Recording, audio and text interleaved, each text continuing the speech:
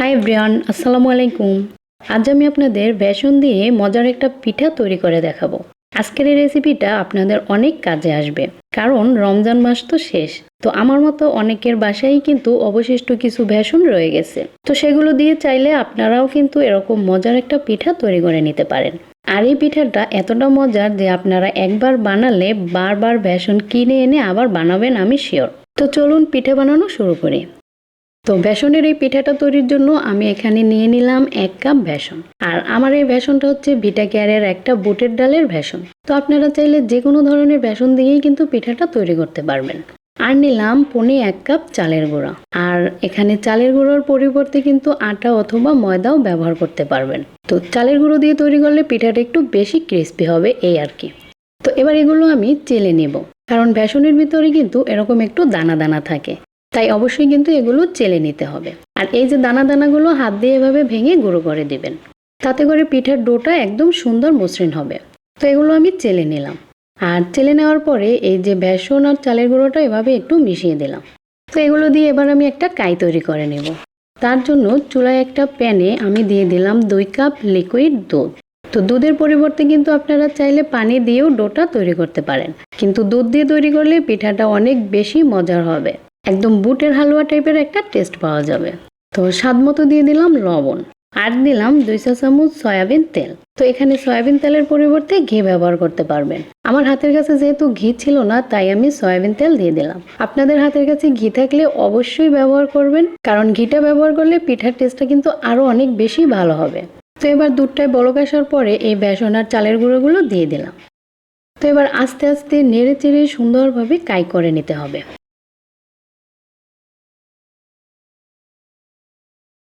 আর এই যে দেখুন, আমার কাইটা করা শেষ। এবার আমি চুলা থেকে নামিয়ে নেব। আর চুলা থেকে নামানোর পরে আমি এরকম একটা বলের ভিতরে কাইটা নিয়ে নিলাম। এবার হালকা গরম গরম থাকা অবস্থায় কিন্তু এই কাইটাকে সুন্দরভাবে মথে নিতে হবে।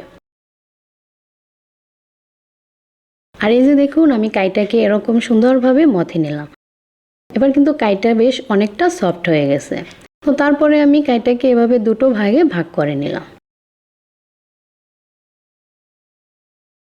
এবার আমি একটা রুটি বেলা পিঁড়ির উপরে সামান্য একটু তেল মাখিয়ে নিলাম। তারপরে এই যে একটা ভাগ কাই এখানে নিয়ে আমি আবারও হালকা একটু মথে নিলাম। এবার এটা দিয়ে আমি একটা রুটি তৈরি করব।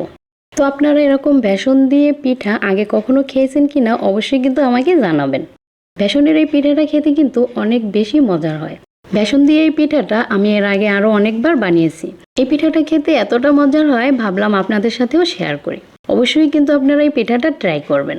যে কোনো ধরনের অতিথি আপ্যায়নে এই পিঠাটা রাখতে পারেন, সবাই কিন্তু খেয়ে প্রশংসা করবে। আর এই যে আমি একটা রুটি বেলে নিলাম। আর দেখুন, রুটিটা ঠিক এরকম হবে, একটু মোটা টাইপের একটা রুটি হবে।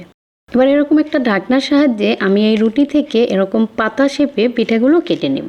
তো আমি সব পিঠাগুলোই কিন্তু এরকম পাতা শেপে তৈরি করব। আপনারা চাইলে আপনাদের মন মতো ডিজাইন নিয়ে এই পিঠাগুলো তৈরি করতে পারেন।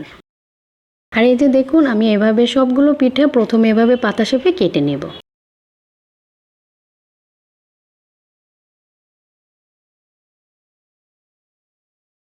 তো সবগুলো পিঠা এভাবে পাতা শেপে কেটে নিলাম। এবার আমি এই পাতার ডিজাইনটা তৈরি করব। তার জন্য পিঠার উপরে আমি এভাবে হালকা একটু তেল মাখিয়ে নিলাম। তারপরে এই যে একটা টুথপিকের সাহায্যে আমি পাতার ডিজাইনটা তৈরি করব। আর এই পাতার ডিজাইনটা আসলে বলার কিছু নয়, আপনাদের দেখেই কিন্তু বুঝে নিতে হবে। তবে ডিজাইনটা এরকম একটু ডাবিয়ে ডাবিয়ে করার চেষ্টা করবেন। এতে করে যেহেতু পিঠাটা আমি ভাজার পরে শিরায় দেব, শিরাটা ঢুকতে সুবিধা হবে। তো দেখুন, পিঠার উপরে এরকম ডাবিয়ে ডাবিয়ে আমি পাতার ডিজাইনটা দিয়ে দিচ্ছি। তারপরে এই যে দেখুন, প্রত্যেকটা দাগের মাথায় আমি আবার এরকম একটু কেটে দিচ্ছি। এতে করে পাতার ডিজাইনটা আরো ভালো করে ফুটে উঠবে। এই যে প্রত্যেকটা দাগের মাথায় এভাবে একটু কেটে দেবেন। তো দেখুন, আমার একটা পিঠা তৈরি হয়ে গেল। পিঠাটা দেখুন কতটা সুন্দর লাগতেছে। তো আমি আপনাদের আরো একটা পিঠা তৈরি করে দেখাবো। তো আপনারা এভাবে আপনাদের মন মতো ডিজাইনে পিঠাগুলো তৈরি করে নিতে পারেন। আর কেউ যদি কোনো ডিজাইন করতে না চান, তাহলে একটা রুটি বেলে রুটির উপরে কাঁটা চামচ দিয়ে একটু ছিদ্র করে তারপরে কিন্তু মন মতো শেপে কেটে নিতে পারেন। এই ধরেন বিভিন্ন ট্রাইঅ্যাঙ্গেল শেপে বা বরফি শেপে পিঠাগুলো কেটে নিলেও কিন্তু দেখতে অনেক সুন্দর লাগবে। শুধু রুটির উপরে একটু কাঁটা চামচ দিয়ে ছিদ্র করে নেবেন। তো দেখুন আমি আরও একটা পিঠা এভাবে তৈরি করে নিলাম। তো আমি অফ ক্যামেরায় সবগুলো পিঠা তৈরি করে আপনাদের দেখাবো।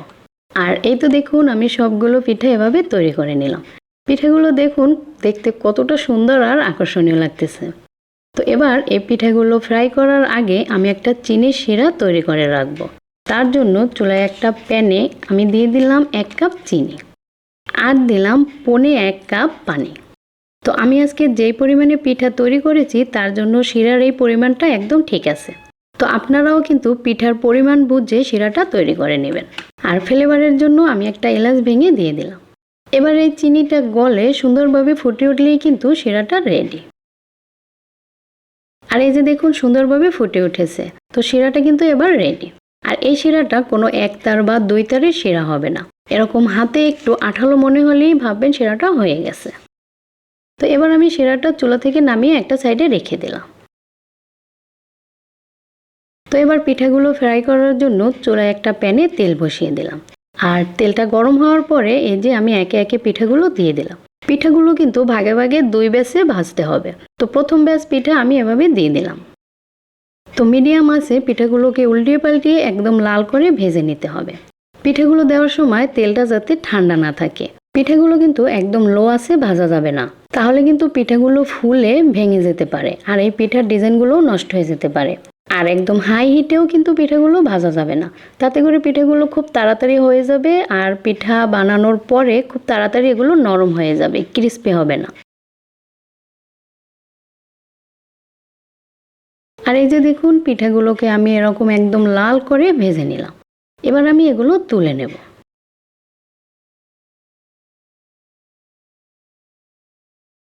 আর এই যে পিঠাগুলো তুলে আমি সরাসরি শিরার ভিতরে দিয়ে দিলাম।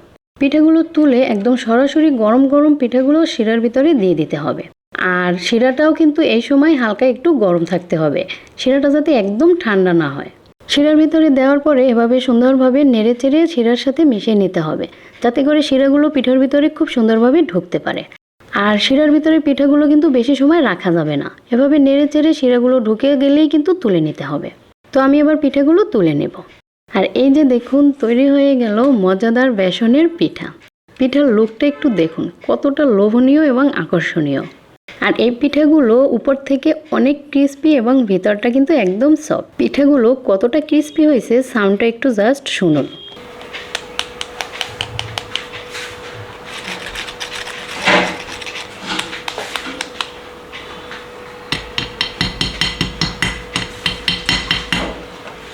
তো এবার আমি আপনাদের পিঠাটা ভেঙে দেখাই পিঠার ভিতরটা কেমন হয়েছে।